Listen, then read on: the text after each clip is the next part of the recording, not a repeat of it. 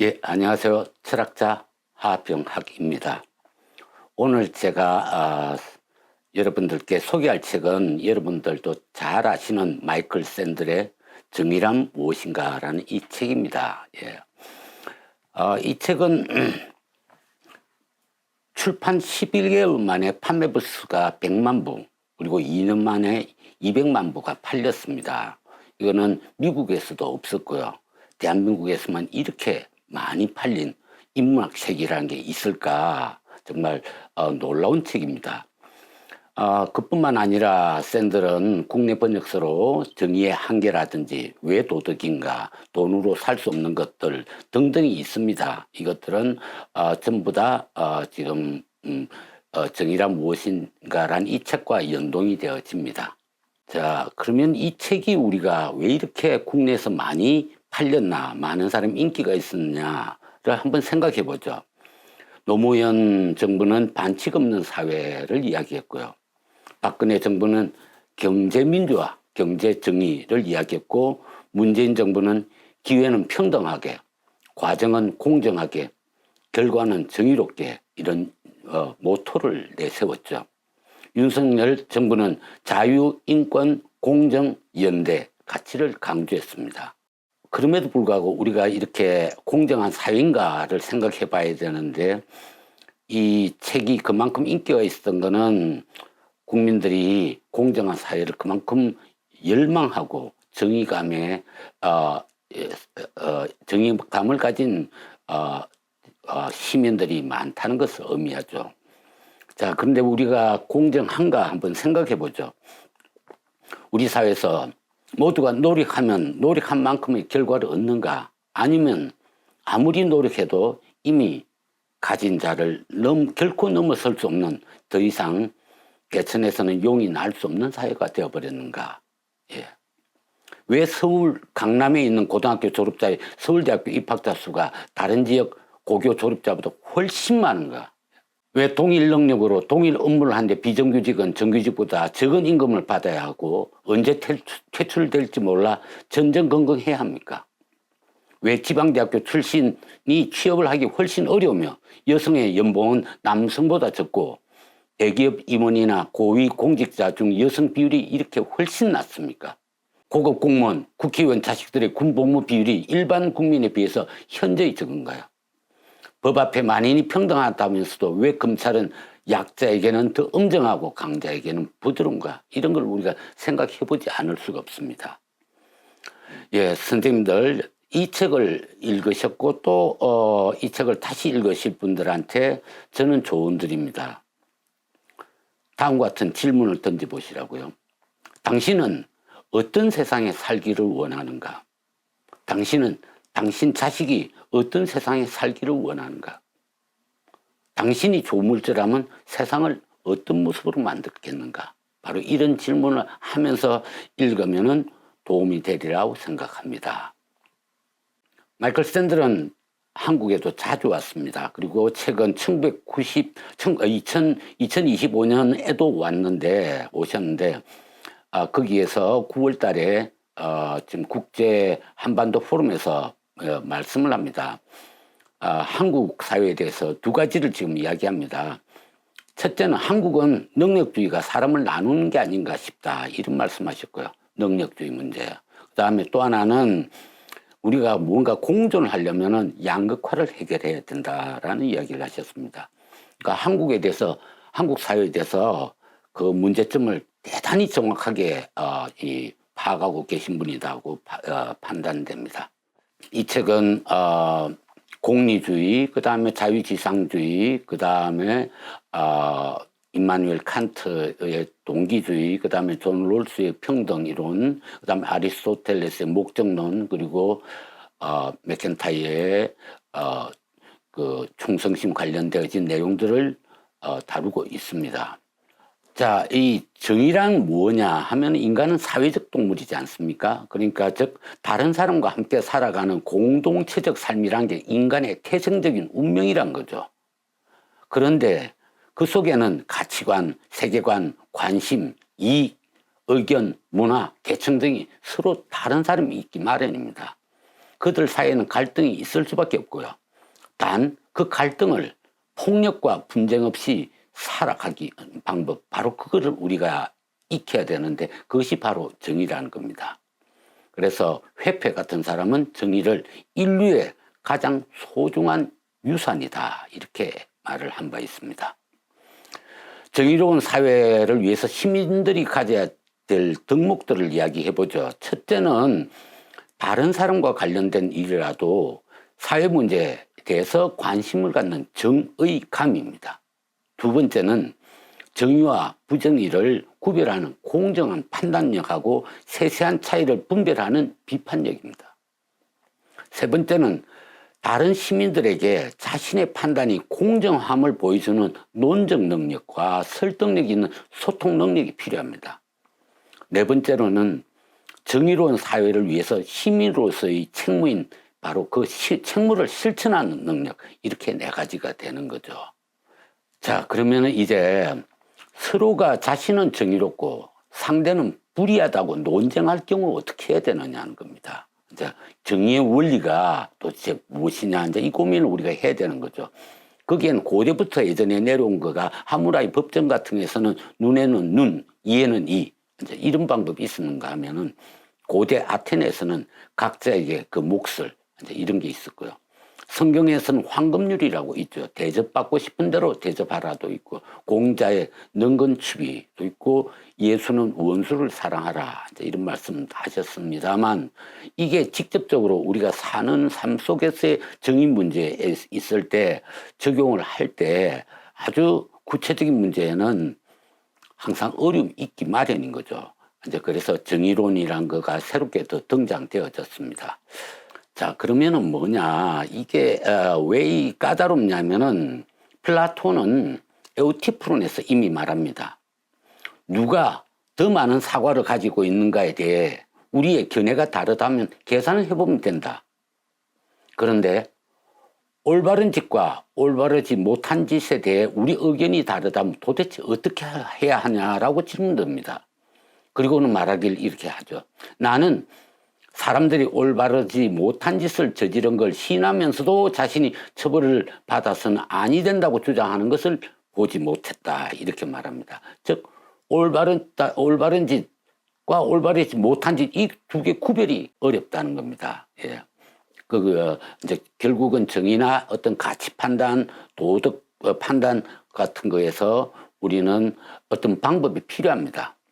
그러면 그거에는 일단은 던져야 될 게, 내가 믿는 게 정말 진리인가 참인가라는 거, 이 생각을 해봐야 되고요. 나에게 이익되는 것은 정의롭고 나에게 불리한 것은 부당하다고 믿는 것은 아니냐라는 이런 질문도 던져봐야 됩니다. 내가 확정 편향에 빠진 건 아닌가, 이렇게 또 던져보고요. 내가 정의로운 판단을 내기만 하면 우리 사회가 정의로워지는가, 이런 질문도 있겠죠.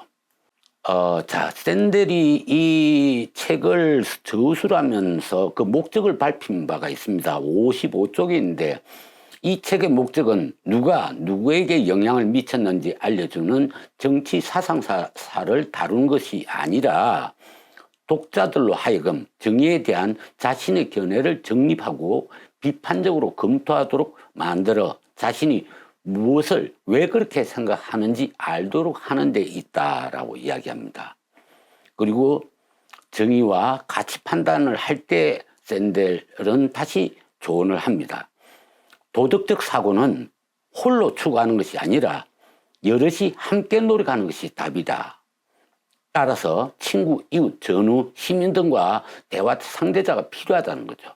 때로는 그 대화 상대자가 실존 인물이 아니라 상상 속의 존재일 수도 있고 자기 자신일 수도 있습니다.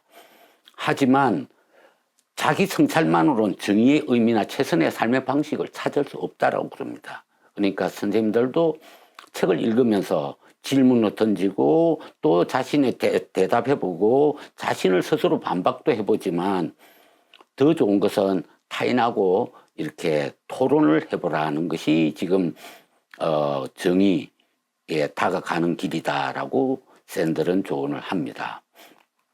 그래서 토론이 필요한 이유는 뭡니까? 공적 사안에 대해서는 나 혼자만이 결정권을 갖고 있지 않기 때문이죠. 그리고 공적 사안에 대해서 어떤 갈등이 있을 때 어떤 의견이 더 적합한지를 검토하고 비교하고 더 좋은 결론을 내리기 위해서 바로 토론이 필요합니다. 마지막은 어쩌면 더 중요한 이야기일지 모릅니다. 그건 뭐냐면은 다른 사람의 의견을 듣고 나의 생각, 판단을 더 좋게 개선하기 위해서입니다. 예, 그래서 열린 마음을 가진 사람이 정의에 더 다가가는 것이지 고착되어진 마음은 자기 신념이라고 말하면서 사실은 개선할 방법을 못 찾게 되는 거죠. 자, 이와 같은 방법을 통해서 제가 드리는 방법은 책을 읽으실 때 어떻게 해야 되느냐 한번 말씀드리려고 합니다. 자, 책 안에는 여러 사례가 있습니다. 그 중에 한 사례를 가지고 분석을 해보시라는 거예요. 자, 첫 번째 한번 보죠. 8장에 있는 구체적 사례를 하나 보겠습니다. 사례 요약은 다음과 같죠.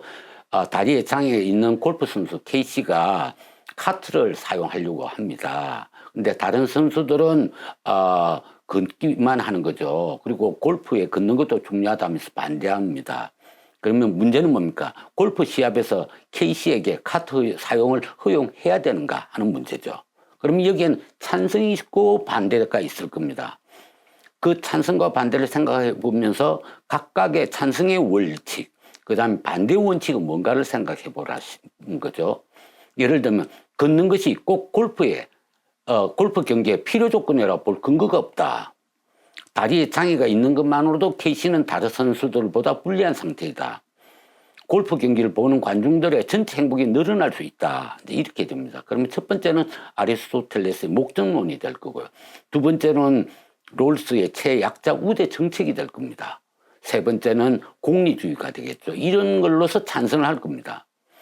반대하는 사람은 걷는 것이 주는 피로감을 무시할 수 없다. 걷는 것도 골프 경기의 중요한 요소이다. 이제 이렇게 이야기할 거고요.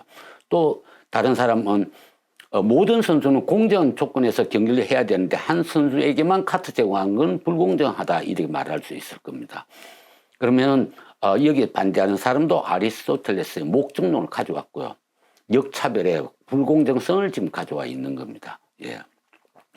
여기서 보면은 아리스토텔레스의 목적론은 대단히 중요하지만 그 각각의 것들의 목적이 뭔가를 확정해 주지는 않는다는 점에서 우리가 그 목적에 대해서 다시 심도 있게 사고하게끔 끌어주는 가치가 있죠. 자, 이렇게가 책에 있는 거라면은 이제 이거를 하셨지 않습니까? 그럼 두 번째는 방금 이 사례와 유사한 한국 안에서의 사건이라든지 아니면 동화, 소설에서의 어떤 사건, 드라마에서 사건을 같이 한번 떠올려 보라는 겁니다. 제가 떠올려 보면 이렇습니다. 병역 이행자 가산점 제도입니다. 제대 군인에게 공무원 지원 시 가산점을 주는 걸 말하는데 이거는 1999년 헌법재판소에서 공정성 위배라고 판결을 내려졌습니다. 그런데 2025년 대통령 선거에서 국민의힘 김문수 후보가 남녀 병역 이행자에게 가산점을 주는 것을 다시 공약으로 내세웠습니다. 그러면 이게 사례 요약이죠. 두 번째 뭡니까? 문제입니다. 공무원 지원 시 병역 이수자에게 가산점을 줘야 하나라는 거죠. 그러면 이게 아까 거하고 유사점 뭐냐면 자격 문제거든요. 그러면 아까와 마찬가지로 찬성 반대를 생각해 보십시오. 찬성하는 사람은 군 복무로 인해서 국가 안보에 기여한 사람에게 적절한 보상은 국가 안보에 도움이 된다는 거고요. 군 복무는 국가 간 확립과 공직 수행에 도움이 된다는 겁니다. 그래서 군 복무에 대한 보상, 보훈이 안보에 대한 관계와 아리스토텔레스의 목적론 그리고 각자에게 각자의 몫이라는 이걸 지금 찬성의 원칙으로 가져왔습니다. 반대하는 사람은 공무원 채용에서 일부 지원자에게 가산점을 주는 것은 공정성 위배라는 겁니다. 그리고 군복무가 없는, 의무가 없는 여성 지원에게는 차별이라는 거죠. 그러면 여기에는 공정한 경쟁과 능력주의를 지금 근거로 가지고 있고 하나는 또 차별은 평등주의를 훼손한다는 이 근거를 지금 원칙을 가져와 있습니다. 이렇게 되어지면 우리는 각각 찬성과 반대가 어떤 근거를 하고 그 근거의 원칙은 뭔가를 찾아낸 거죠. 이렇게 찾아낸 걸로만은 부족합니다. 왜냐하면 이게 일종의 딜레마인데 이 딜레마를 해결하는 방법으로서 다른 제3의 어떤 선택지는 없느냐를 한번 생각해 보시는 거죠. 예를 들면 제가 같으면 이러겠습니다. 공무원 지원 시에 가산점을 주는 것은 지금 현재 공정성 위반에 맞습니다. 그런데 제대 군인들이 공직을 수행을 할 때는